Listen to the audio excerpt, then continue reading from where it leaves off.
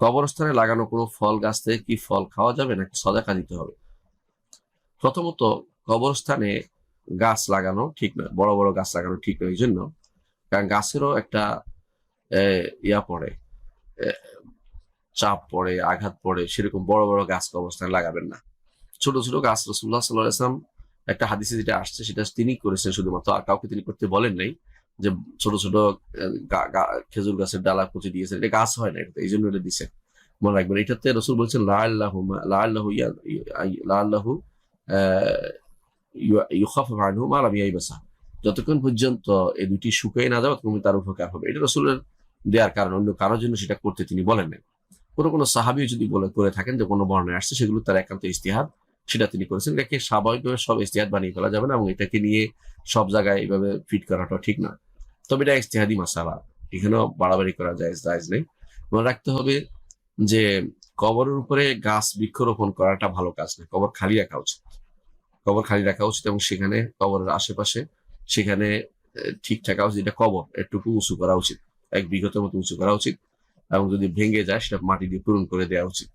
এবং এটার উপরে কোনো চাপ হয়, বাড়ি হয়, বাড়ি কোনো ঘর হয়, বা কোনো বিল্ডিং ইট হয়, এমন কিছু দিয়ে ব্যবহার করা যাবে না, কারণ এতে করে কবরওয়ালার কষ্ট হয়, কবরের কষ্ট হয়। আলী রাদিয়াল্লাহু আনহু এক লোককে দেখছেন যে কবরে ঠেস দিয়েছেন, তিনি বলেন যে কবর কবর, অর্থাৎ ঠেস দেওয়া যাবে না। কবর উপরে হাঁটতে রাসূলুল্লাহ সাল্লাল্লাহু আলাইহি ওয়াসাল্লাম নিষেধ করেছেন, কারণ রাসূল বলেছেন সিবতিয়াতাইন, হে 2 ছোট জুতা পরে যিনি হাঁটতেছ তুমি জুতা খুলে ফেলো, কারণ তোমার এগুলি কবরওয়ালায় কষ্ট দেয়। এই জন্য কবরের উপরে বড় বড় গাছ রোপণ করা ঠিক নয়, এগুলি কেটে ফেলতে হবে। এগুলি কেটে কবরকে স্বাভাবিক ঝুরঝুরে মাটির মতো করতে হবে। কবর যেভাবে পরিচালিত থাকে সেইভাবে করতে হবে। কবরের উপরে গাছ রোপণ করে ব্যবসা করা এটা জায়েজ হবে না। সেজন্য কবরের উপরে যদি কোনো ফল গাছ থাকে এটা কেটে ফেলবেন। এখন ওগুলি খাওয়া যাবে কিনা বা সদকা দিতে হবে কিনা, প্রশ্ন এটা নয়। যদি ফল গাছ হয়ে গেছে, ফল আছে, এগুলি খেয়ে ফেলবেন, কিন্তু এগুলো সদকা দেওয়া জরুরি নয়, বাধ্যতামূলক নয়। কারণ সদকা দিলে কবরওয়ালা পাবে, কিন্তু সদকা দেওয়া বাধ্যতামূলক নয়। ফল নষ্ট করার কোনো দরকার, প্রয়োজনীয়তা নেই, কিন্তু সেগুলি কেটে ফেলবেন। কারণ হচ্ছে কবরের উপরে গাছ রোপণ করার জন্য জায়গা নয়, কারণ এটা তার জন্য কষ্টকর হয়, এটা কবরওয়ালার জন্য কঠিন হয়, এটা ঠিক নয়। এটাতে ছোট ছোট গাছ লাগাতে পারবেন, যেটা সাধারণত উদ্ভিদ জাতীয়, অথবা সাধারণত ছোট ছোট গাছ যেগুলো দেখা যায়, এরকম গাছ লাগানো যাবে, যেগুলোতে বোঝা যায় এটা কবরের জায়গা, বেড়া দিয়ে কিন্তু বেড়ার মতো মনে হবে, কিন্তু এটাতে বড় বড় বিশাল বিশাল গাছ লাগানো যাবে না, বরং এটা কেটে ফেলতে হবে।